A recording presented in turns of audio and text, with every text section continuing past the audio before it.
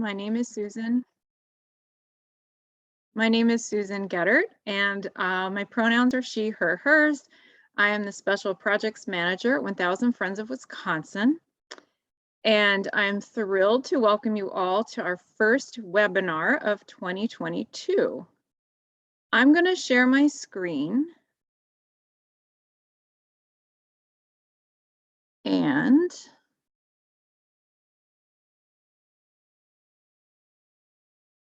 here we go. Okay, so while we're getting this started, please feel free to share in the chat if you would like your name, where you are hailing from, and if you're affiliated with any particular organization or institution, please feel free to share that as well, because we would love to see who is here. We are recording this to put up later, and I believe Greg, our Transportation Policy Director and Tech Wizard, is also getting this streaming on Facebook Live. So thank you, Greg. We are thrilled to be here to do our first webinar of 2022. We're going to hear all about winter placemaking from Darrin Wasniewski of AARP-Wisconsin. And before I hand this over to him, I just want to introduce ourselves. Uh-oh, how do I get to the next slide? Oh, there we go. So we are kicking off our 2022 webinar series today with Darrin, but please join us for the next one in February. We're going to hear from Beth Osborne, who is the CEO of Transportation for America, or the executive director rather. She will be talking about driving down emissions. Beth is a fantastic speaker, really dynamic, knows everything there is to know about transportation, so you don't want to miss that. Greg will put the link to register in the chat. We have a really exciting panel coming up in March about climate change in Wisconsin, and we'll have more details to share with you soon. Again, Greg will put a link to register in the chat so you can sign up for that.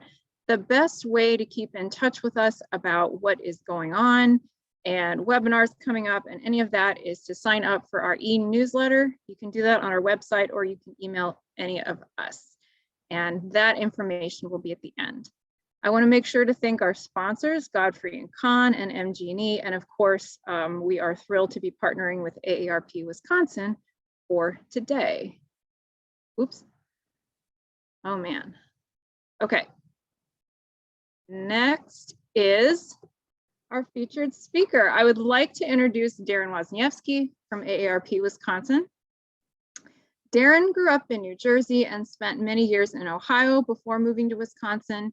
His professional career started in historic preservation in Columbus, Ohio, where he learned the importance of authentic places and building intergenerational community through saving old buildings. He has worked in downtown development, nonprofit leadership, and entrepreneurship. In fact, he and his wife, Stephanie, opened a natural pet market in Orrville, Ohio. And before joining AARP-Wisconsin as the Associate State Director of Community Outreach, Darrin worked with the Wisconsin Economic Development Corporation's Wisconsin Main Street Communities. He holds degrees in history and business administration, and he lives in Madison with his wife, their 3 children, their 4 dogs, and their 2 chickens. So I imagine there is never a dull moment in his house. I'm gonna stop screen sharing and hand this over to Darrin. Oh, and if you have any questions, please put them in the chat. We will have time for that at the end.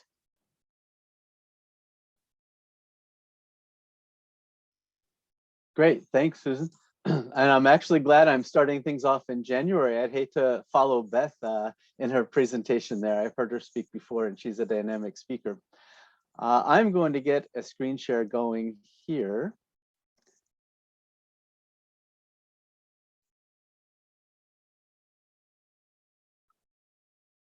And as you can tell, this is a pretty interesting picture to start out with, and that's not me nor my family. But I think it really frames the concept of winter placemaking and how people can embrace it. The younger guy on the left-hand side of the picture, that is our host son, Tin. We were a host family to him while he was an undergraduate student at the College of Worcester in Worcester, Ohio. And we got to be with him his whole 4 years in the undergraduate program. Tin comes from Vietnam, but he went to high school in Singapore before that. And he has stayed in the United States. And just as I was moving to Madison, he got a job in Des Moines. So still actually fairly close to where we were. And in a couple of years ago, his parents came to visit from Vietnam. His dad has traveled before, but this was the first time his mom was out of Vietnam and her first time in the United States. And they didn't pick the summertime to come. They picked December, January, and February is when they were going to come to the Northern Hemisphere and into the northern part of the United States. But they did that intentionally because they wanted to experience winter and see what that was about. So they were here in Madison. This was an early February weekend. And as I was trying to think of things to do, I was trying to plan all of this indoor stuff for them. And Tim says, no, they really want to experience winter culture. And they want to get out there. So I said, all right, we went out, we explored Madison, did our walking around. And one of the things to do here in the city when the lakes freeze over is to go walk out on the ice. And so we went to go to my favorite public space in the city, Memorial Union Terrace. And we walked out on the Lake Mendota, and they got to experience being there. They could see the fish frozen in the ice there. And it was a pretty clear ice in some parts, and it was a whole new experience for them. And just to be able to live that through their eyes, just I think really sets the stage of, as we embrace winter and don't fear it, we can really create those experiences for people no matter where they are. So in the chat, as we begin, I'd love to just, you've already introduced yourself and where you're from, but just drop in why you want to learn about winter placemaking. So just love to see those answers as we go on here. So last year, through my employer, AARP-Wisconsin, I had the honor and the pleasure of working with 880 Cities out of Toronto. We had contracted with them to put together a winter placemaking guide. And, right from the beginning, what struck me was their sharing of 3 guiding principles that they embrace in all that they do in planning for any of their public space use. And they call them the 3 rights. And these 3 rights are the right to mobility, the right to public space, and the right to participate. And this was an aha moment for me. And I thought, boy, what if we adopted these 3 rights and this approach in as we're working with communities in our planning of everything, not only, summertime, but wintertime and all 4 seasons. And so I want to take some time before we begin just to kind of go over these rights, because I think they kind of help frame future discussions. So with the right to mobility, just think about in a winter-friendly city, everyone, no matter their age or ability, should have the right to move safely and independently by walking, biking, or using public transit. But of course, the right to safe and active mobility in many winter cities, especially those here in North America, is not always guaranteed. And we know that the right to mobility during the winter is usually afforded just to cars. We know that cities prioritize cleaning of the streets and they make them a priority while leaving sidewalks to be cleared by private ownerships. And I just saw a conversation about this on Twitter from Angie Schmidt out of Cleveland. She was lamenting that the city of Cleveland had closed schools because the sidewalks weren't clear. And she goes, why, if this is so important to get kids to school, do we allow private property owners to do this? And so I thought that was pretty timely to be able to put that on there. But the design and maintenance of our public spaces becomes even more critical in wintertime. But our shared spaces are the most neglected in the winter in most cases, which has disproportionate impact on seniors, on transit users, on parents with children, on people using mobility devices, and more. In essence, we've built our cities to avoid winter. If we can think of some places like Minneapolis and their skywalks, and I know that many people in Minneapolis are proud of their skywalk system and their tunnel system, but boy, I just think, yeah, that just takes the people off the streets. And a few years ago, there was even a conversation about that in Cleveland when the new casino was put in. How do we shuffle people between parking and the casino without making sure they ever have to touch the sidewalk? We've lost our right to mobility. Winter placemaking is more than winter markets and lake shows. I mean, they're great and they're, great community assets. And while they're fun and attractive, winter placemaking should prioritize equity and access for all. So, in the guide, I'll talk about, and I'll tell you how to get your own free copy about that. We highlight several examples from the States and Canada of people taking winter maintenance in their own hands, as well as municipalities who have stepped up to the plate to prioritize pedestrian realm. So we're not going to leave you without examples of how to make that happen.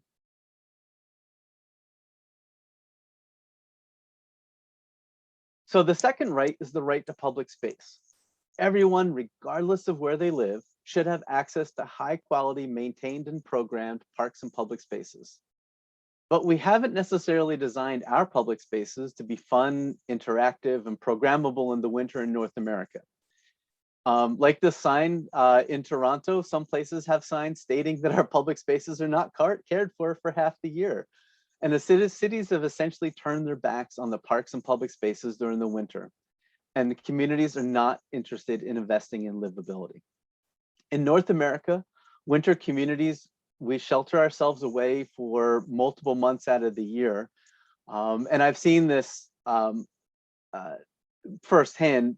As my bio mentioned, I grew up in New Jersey, I lived in Ohio, and I can tell you that the way they shelter is way more to the degree than I've seen in Wisconsin. At least in Wisconsin, it was refreshing to see people do get out some, but I think there's always room for improvement. But thinking about in Scandinavia countries, in Scandinavian countries, winter is simply a matter of fact. And outdoor public life largely remains the same. It just flows throughout the whole year. Public spaces are designed to be used year-round, and maintenance is a priority year-round as well. So can you picture this in your city?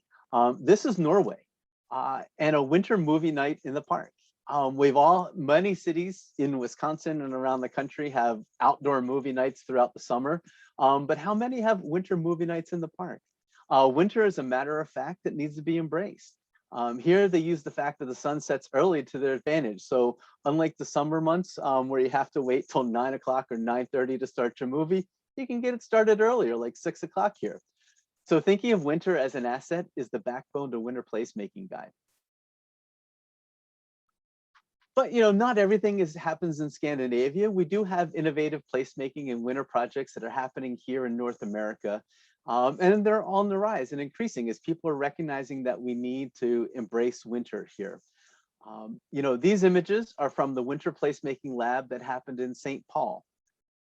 They've created community gathering spaces and activities for the winter months. And you can see that not many of these are involved. Some of them involve a fire pit and drum circles, others just fire pits for gathering around and talking, or also, an outdoor ping pong table. I think probably the most involved one is this mobile sauna that's there. But simple ideas can have a big impact in the community in winter and get people gathered out there. And so that leaves us with a third right, and that's the right to participate. Everyone has the right to participate and the right to have power in city building decisions. And that means removing barriers to participating in groups that left out of traditional consultation methods, like children, older adults, youth, lower income residents, and communities of color. We need to address those barriers if we want to build community support for the other two rights. Just thinking about who are the hidden and missing voices in your community that you don't hear from, and how do we go where they are to understand what barriers they face and what we can do to help them. We saw this in Eau Claire, where they were part of 880 Cities Winter Mission Project a few years back. And in doing outreach to communities, they recognized that they had many people that have moved to Eau Claire that aren't just not from Eau Claire, but not even from this area. And so they needed, some one of the barriers is people just didn't know how to dress or respond to winter.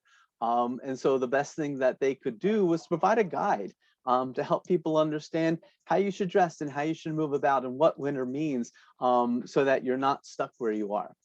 So this was all happened through community engagement, and they did this intentionally in all the different demographic groups there in Eau Claire. Winter placemaking can and should be based on communities' needs and assets. And the greatest asset is the power of partnerships. So by partnering with the community and hearing what they want from winter, it can lead to creative and successful winter placemaking that is representative of the unique community and the unique assets within that community. So now we're going to dive into a little bit in the community, the winter placemaking guide. And, to start off, the goals of the guide were to address the distinct winter challenges that communities of all sizes experience by offering practical solutions that can create more equitable, engaging, and age-friendly public spaces during the winter season. So there was special consideration when we developed this guide for rural winter communities who face unique opportunities in winter placemaking. And this came out of AARP's Livable Communities work, where when that first launched, probably about a decade ago, a lot of it was focused on larger communities. And AARP has offices in all 50 states, plus the US Virgin Islands, Puerto Rico, and DC. And so many of those offices have to deal with rural communities. And we were hearing from the communities in their states that, this is all great stuff, but how do you make this apply to my small town? And so AARP had intentionally created what they call the AARP Rural Lab, where we work with rural communities all around the country to help address their unique opportunities, and taking what we learned from Livable Communities work into a rural community context. So in the guide, it uses an equity-based approach to provide inspiration and tools needed for community change makers to help them better leverage the existing assets and embrace winter placemaking. So again, simply winter placemaking it's a means to re-envision the ways that public spaces are created and used in winter in order to foster social connection, physical activity, and many benefits of vibrant public realm all year round. Keeping those social connections through the wintertime is important. We know that the negative health impacts of social isolation, we know that it happens more so in the winter, and even more so now because of COVID. So whatever we can do to help eliminate that or alleviate that as best we can in our communities, it all goes a long way to improving the overall public health in our communities. So as the guide pays special attention to small and rural communities, it highlights how small and rural communities are rich in assets and the trailblazers of the lighter, quicker, cheaper, or LQC movement that Project for Public Spaces coined a number of years ago, and are expertly poised to invest in winter placemaking. LQC is most often associated with tactical urbanism, which people think of big cities, but credit is due to small and rural communities whose time and time again proved that amazing things can be done in all seasons with a few materials and on really small budgets. And this was also what we wanted to capitalize. AARP-Wisconsin has a monthly grant program called Small Dollar Big Impact, where we award up to $1,000 for an LQC project. And the whole goal is to help communities not get paralyzed or stuck in a, we want to do something, but it's going to cost us $25,000 framework. But we want to do something, we don't know how to make it go full scale, but we're going to scale it back and try it for $1,000. And we're going to test it and get feedback. And then we'll go to other investors that might be able to do something once we learn if it's viable. And so that is something that can be found on our website at aarp.org/WI for Wisconsin. We just had the application period closed for January, and we'll announce next week the winner, but it's open for February. So if you have a project that fits, we encourage you to do that. In the winter placemaking guide, we highlight several examples from small and rural and mid-sized winter communities across the United States who've been embracing their winter assets to make it a warmer and more fun time of the year. And special shout out to Ladysmith here in Wisconsin, because they are featured in one of these ideas. when I was with the Wisconsin Economic Development Corporation and working with the Wisconsin Main Street program, we learned Alan Christensen, who was the Main Street director there, just had an idea one winter of getting a couple actually borrowed fire pits and donated wood, and putting them out around the downtown. They, cajoled friends into gathering out their guitars, and they got, s'mores and hot chocolate. And they just had these pop-up opportunities throughout the winter. And they were very well received within the community. Not a whole lot of investment. There wasn't a lot of planning that went into it.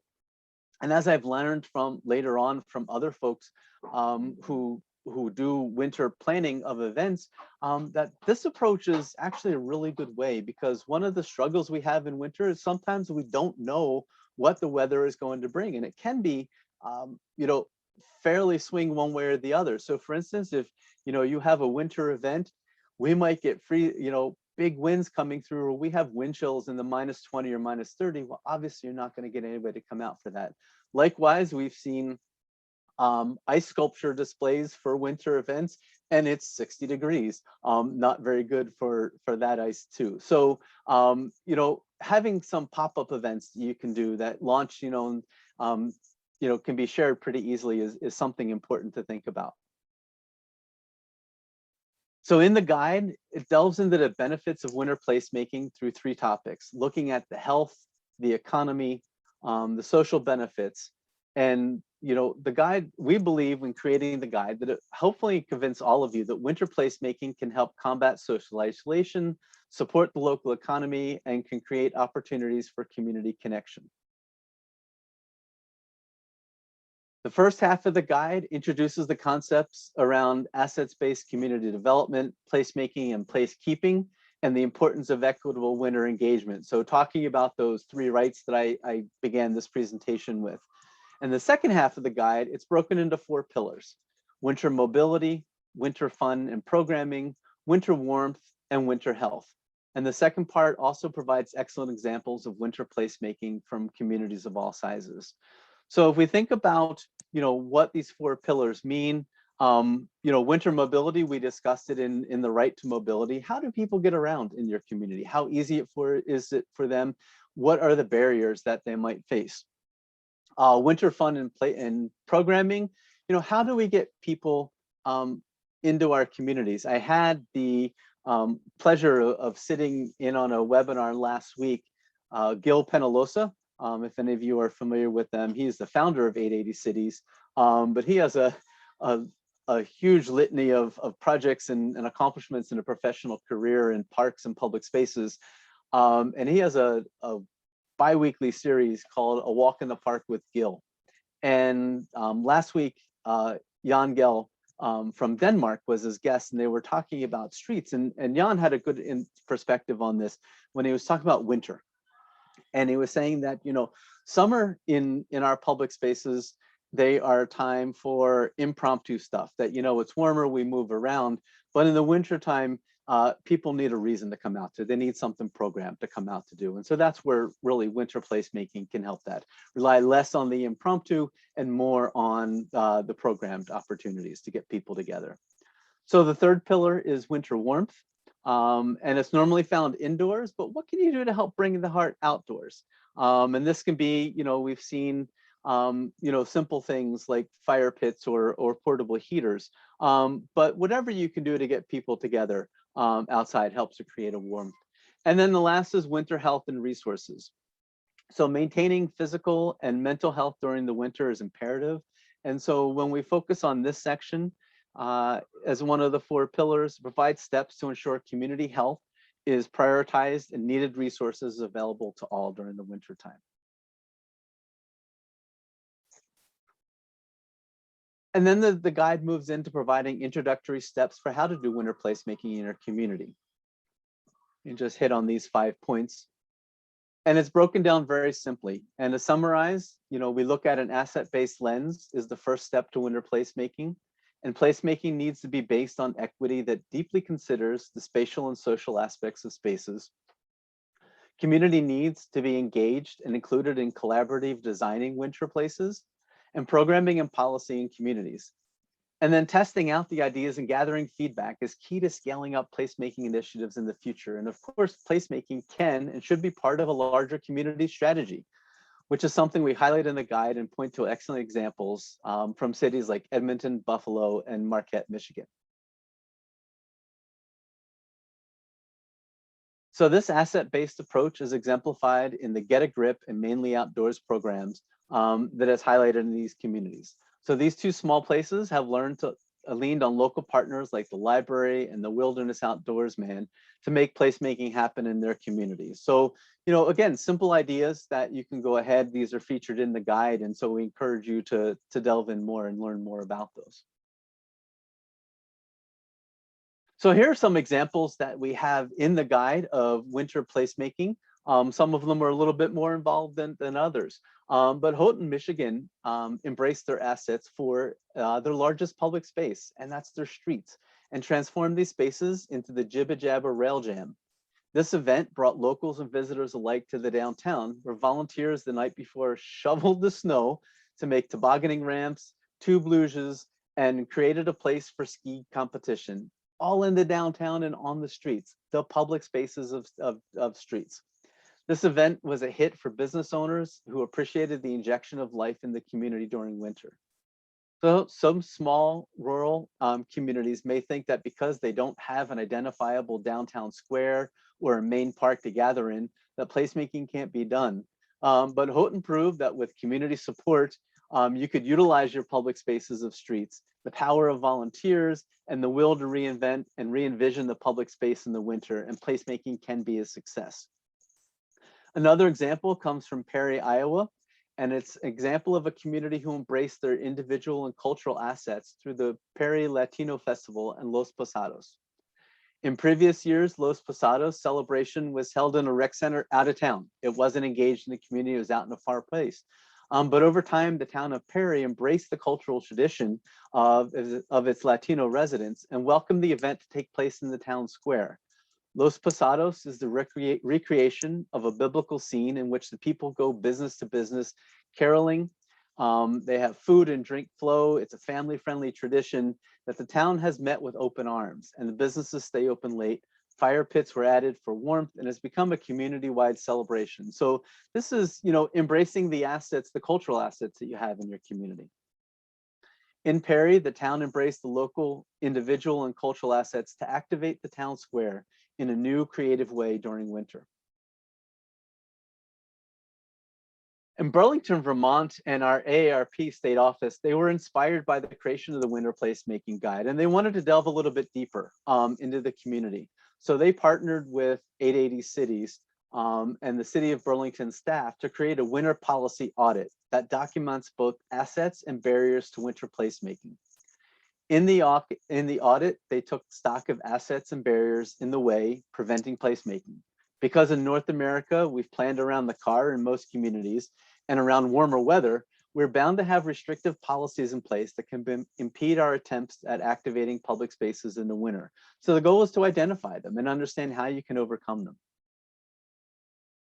They took a winter lens to policies around design and programming and identified some prohibitive language that either did not acknowledge winter or saw winter as a time to shutter all facilities and programming. When we want to create sustainable, vibrant public spaces, we need to acknowledge that these spaces have potential to function and support public life in winter as well. While this is just a snapshot of the findings, it speaks to the power of language and the potential of winter placemaking, and can act as a starting point for all communities to look inward and understand what assets they have, what barriers prevent a thriving winter life, and how can they embrace partnerships and the assets to invest in winter placemaking.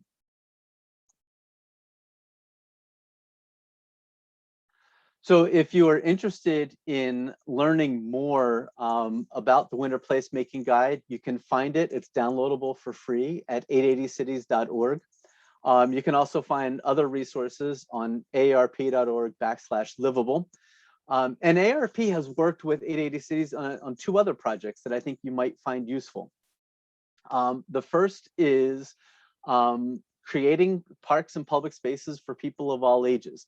So this is a great tool that just kind of go through the steps of creating spaces for people of all ages. It gives you some audit tools that you can use on your own parks and public space to understand what barriers you might have, what assets you have, and how do you capitalize them and overcome the barriers. And then last year, AARP also worked with 880 cities on addressing homelessness in parks, an inclusive practices guide. And this was done in response to, we saw, many cities dealing with homeless people camping out in their parks in response to COVID and loss of jobs. And so they wanted to see, what other communities were doing and what are some practices they can do. And so all of these can be found on 880cities.org. And so now we're going to have a little small group discussion, but first, I do want to leave you with my contact information. There, feel free to reach out if you have any questions. Happy to brainstorm with you, either by phone or by email. We can also set up a virtual meeting. But now when we break into small groups, we want to just have a discussion on these two questions.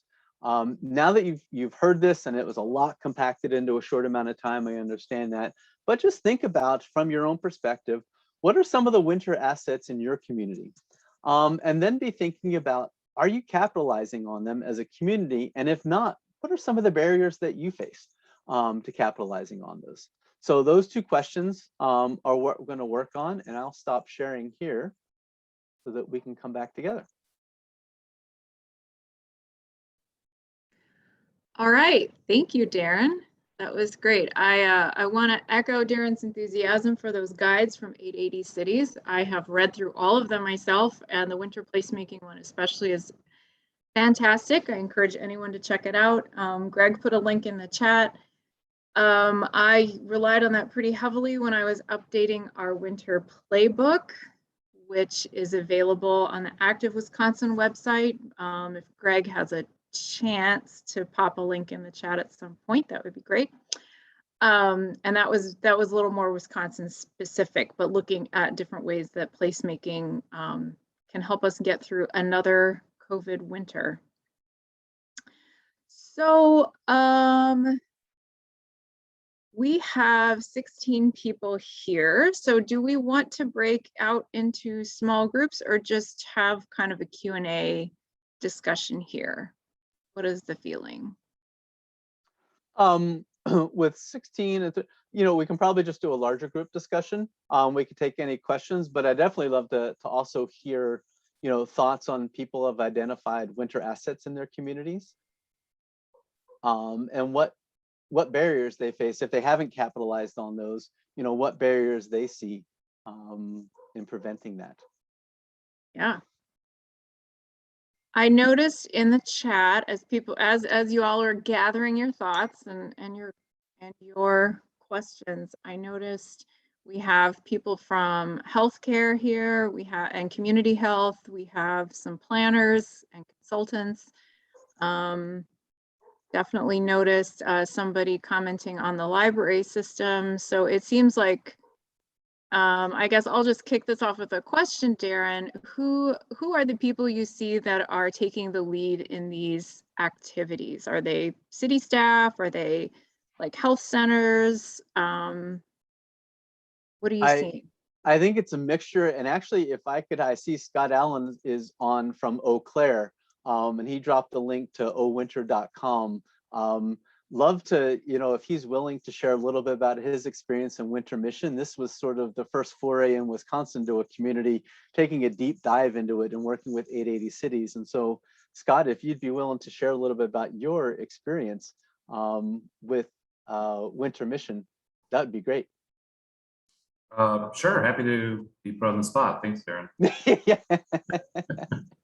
We also have one of our council members, Jeremy Gregard, on the event here as well, and he's been through this from start to finish as well. So great to have him present. And one of our new associate planners, Billy Hufford, who is also learning and practicing all of this for the first time this season. But yeah, I was trying to find a good reference point other than our kind of shared city website with our Convention and Tourism Board of Visit Eau Claire. So when you type in owinter.com, it'll bring you to the Visit Eau Claire website. That's shared with all the different events, different blog postings, Facebook page gets linked there too. That's kind of the primary updated source for that information. But there's been a lot of positive communication about winter during the effort that we were able to be a part of, called Winter Mission, as you talked about with 880 Cities.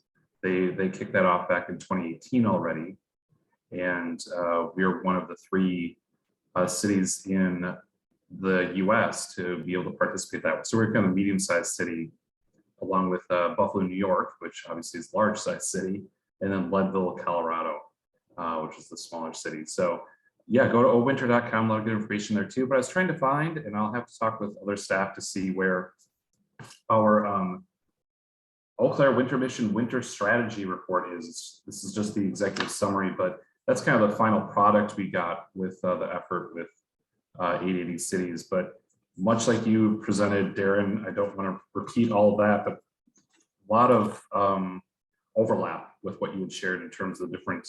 We had these vision statement, different winter city pillars, accessibility, events and recreation, which is a lot of what you see on the owinter.com website, and then winter culture as well. So a lot of things happening there. We were able to launch, even with COVID, or relaunch this season, winter after hours that are kind of a primary focal point for winter activities.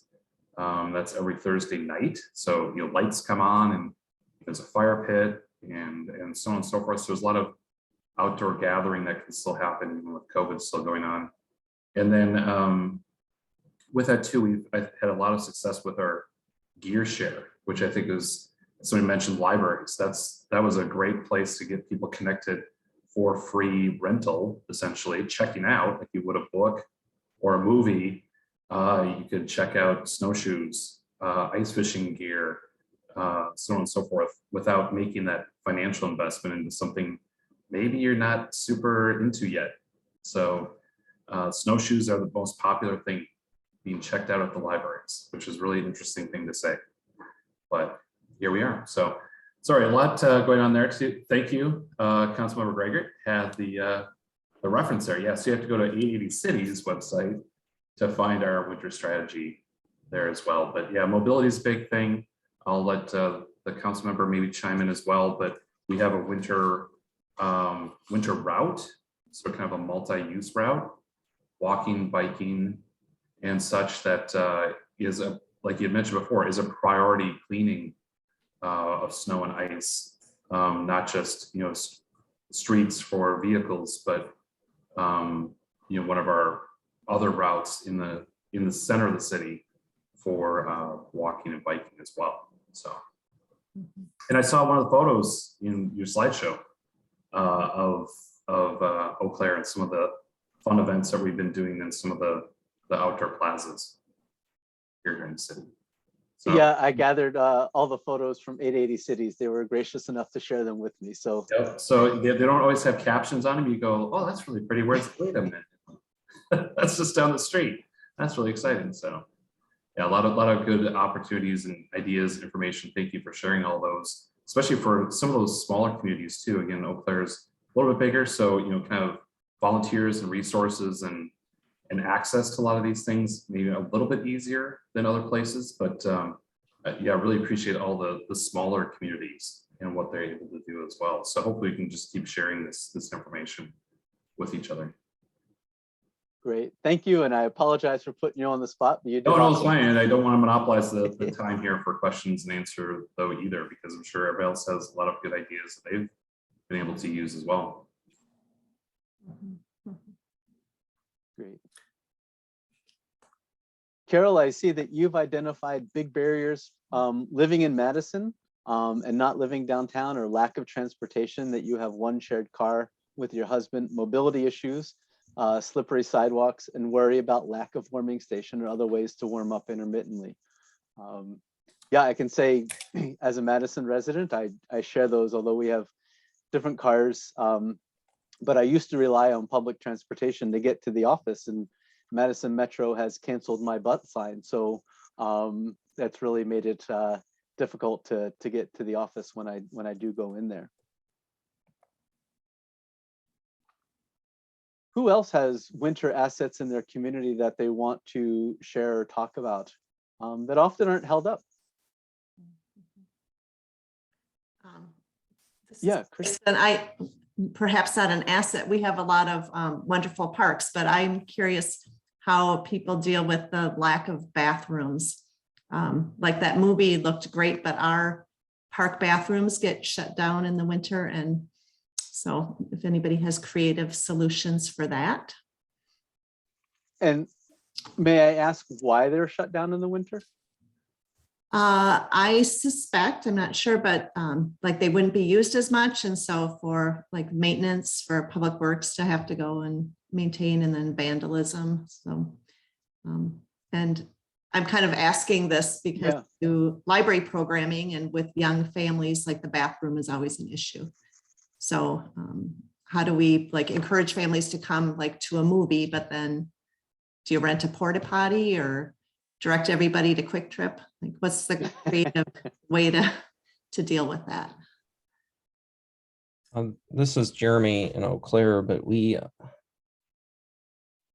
primarily we transition over to having more portable restrooms in the winter time in different places, like the dog parks, and the kind of a year-round thing there technically. But a lot of, I don't think very many of our restrooms at all have like heating in like our permanent restrooms don't really have heating in the for the winter time. But I know some communities like Stillwater, Minnesota, where I'm from originally, like they built a heated restroom and they're like right in the center of their downtown. I'm assuming that's significantly more expensive to do and figure out, but we probably have about a dozen portable, restrooms in the city of Eau Claire that we put in parks, and we put, along the trails. But they don't necessarily feel like the best solution because they're just not that comfortable to use either, whether that be in the summer or the winter. So. But yeah, I think, the accessibility, when I think of like winter assets, I think of like, what are our assets, and how do we make sure that they are accessible and usable in the winter or as year round as possible. And so what are we missing out on is really the question for me. And, I live in Eau Claire without a car, and I've done that my whole life. I moved here for college, and what are the things that am I kept from doing because of the winter, or because maybe a particular trail is not plowed, or because of certain decisions we can actually make as a community. So a lot of it is like, what are our assets overall that we're missing out on in the winter? Great. One of the, I was thinking of solutions to the restroom, and when I was in Columbus, Ohio, I was an operations manager for the German Village Oktoberfest. So a 3-day beer drinking festival that attracted 250,000 people over the course of those 3 days.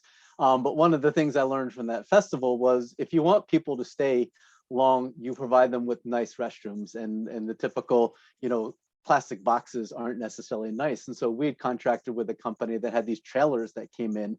They were heated, they were cooled, they had music, they had flushing toilets. They were great. And then I thought, well, that could be a solution. And I was like, no, they hooked up to a hose, which would probably freeze in the wintertime, which would you'd lose the ability to provide water there. So I think, just trying to find a way then to keep some of your public restrooms open, if even on a limited basis, might be, if they're able to. Yeah, this is Emily from Beaver Dam. We created a parks and placemaking committee with the city just really recently, and we've already had the restroom discussion about like are they all closed in the winter? No, there's a couple that are open. Okay, which ones are open? So like that's as far as we've gotten. But yeah, a lot of times it's because they don't have heat, so they have to shut the water off. And then it like begs the question, Darren, you're gonna laugh, like, well, why were they built without heat in the first place, right? Like, so, but aside from that, I used to work in the Fox Cities, and in Oshkosh, we had a trail that opened right up on a bridge on Highway 41, which is open all the time and does get cleared off. And there's no restroom over there either, but there's a like a family diner restaurant on one end. So when we had our big like kickoff event, we asked, hey, can folks that come to this use your restroom at your restaurant? And they were willing to do that. Well, then it turned into the like, that's where you go potty if you're on the trail kind of place. But so far they've been okay with it, or at least couple last years ago that we're okay with it, because they'd get people coming in that they never would have came in before, and like, oh, maybe I'll get an ice cream, or maybe I'll come back next time for Sunday brunch or whatever kind of a thing. So maybe partnering with a local business adjacent to where you'd want to do your movie or whatever might be an opportunity, and they get a little sponsorship out of it and that kind of thing. So in a short term kind of, long term fix is build restrooms that have heat in the wintertime. But until you get that far, find someone else who has one and borrow theirs. Great. Thank you, Emily. I see that Michelle has a question about public perception of winter, and says, they often get the feedback of negative perceptions of winter and events. And I've experienced this myself in folks. And I think, one of the things for that the winter mission communities went through was that public relations campaign of how do you reposition winter in your communities as not a place to be negative and just dread, but how do you embrace it? And so part of that is not just all of a sudden saying we love winter, but helping people, instruct them on how do they enjoy winter. What are some of the tips and tricks to get out there? That yes, when it's a -30 wind chill, it's probably not going to be a time to get out there and enjoy winter. But I know just in conversations, my brother lives outside of San Francisco, and the other day, we were talking, we had a public gathering out last Sunday and it was 10 degrees, but the sun was out and it was beautiful. And we all got to gather outside and be in the sun. And it was actually a really nice time for about a dozen of us to get together. And he's like, oh, we don't go out if it's under 50. And so, just kind of highlighting those opportunities that, with the right clothing. And I think that becomes, a benefit there of, having the proper clothing and equipment to enjoy it. And so then helping understand how you eliminate those barriers, because we all know winter clothes are expensive, the proper type of winter clothes. But, just identifying those barriers and then working on solutions, I think is a good way. Anybody else have thoughts on that?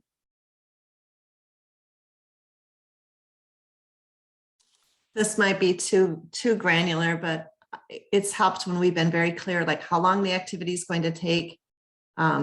This idea about the bathroom, like where you can go, so that people come knowing exactly how to dress and prepare is helpful. We've just done small events, scavenger hunt or story time, but having people know exactly how long they'll be outdoors helps, I think, for planning. Not getting there and then like, oh, I'm not ready, I have to leave.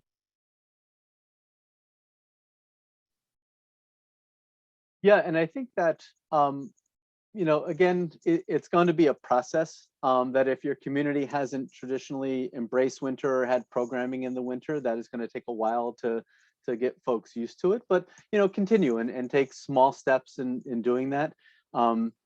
The last slide with the discussion questions on was, I was in Burlington, Vermont over 2 years ago is the last time that I had traveled for work at that point.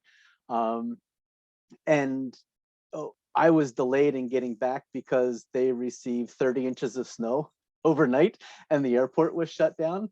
But luckily for us, our hotel had this winter ice festival that was planned for that weekend. So, we just rolled out there and they had, a couple hundred people that were all in this courtyard, and ice sculptors and people were all around.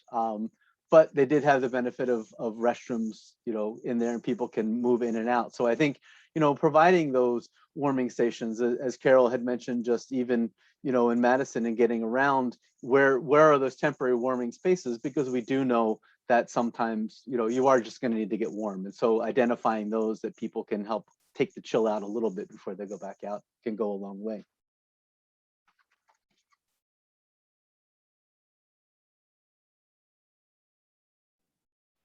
This is Susan. It seems to me that the reality may be sometimes planning shorter events. Is that right?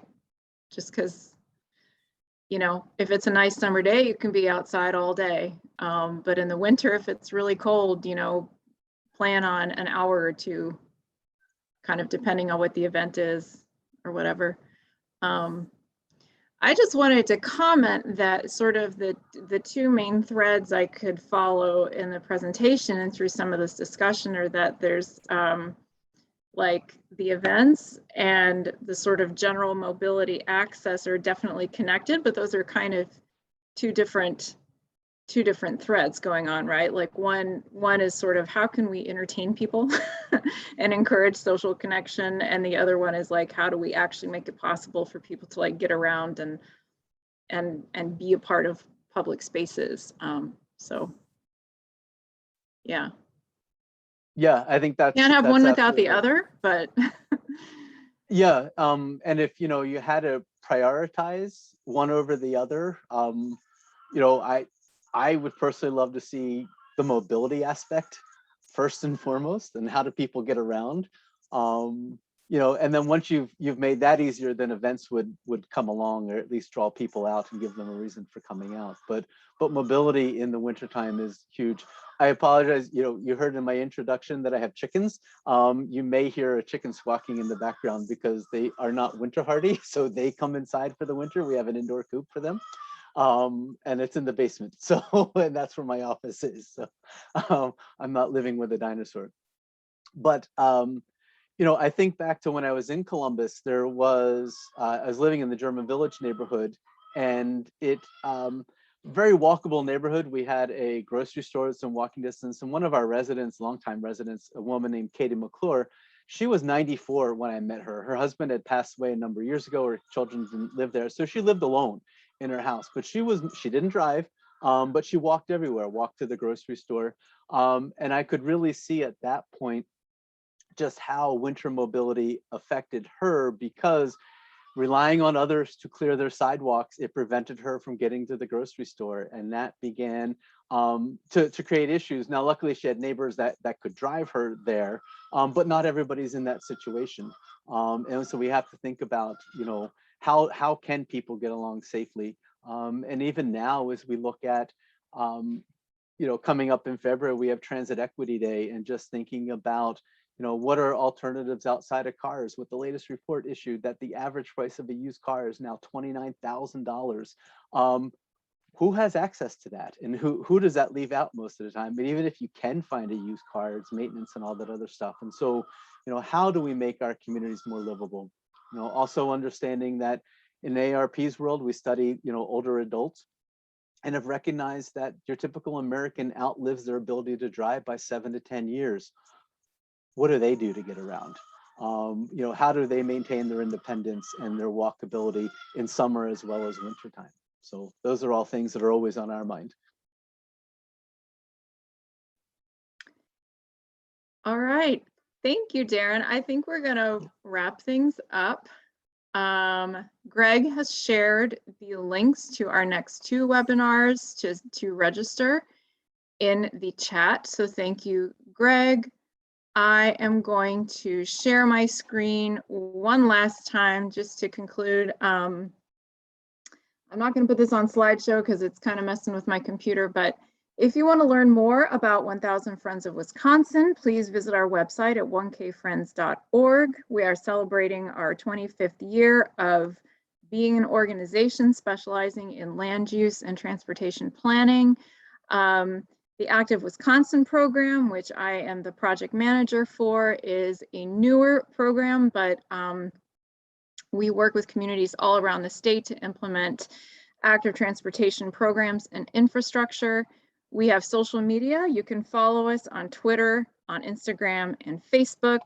And the best way to keep up with what we're doing is, like I said earlier, to sign up for our e-news, which you can do by emailing us or going to our website. So here's a reminder again about our upcoming webinars. And here is all of the ways that you can contact us by email or on social media. So I want to say thank you one more time to Darrin Wasniewski and to AARP-Wisconsin for kicking us off. Thank you everybody for being here. We're so thrilled to see everyone here and hear all of your great questions and ideas. And I think that concludes our first webinar of the year. Does anybody have final thoughts or comments or questions before we wrap it up?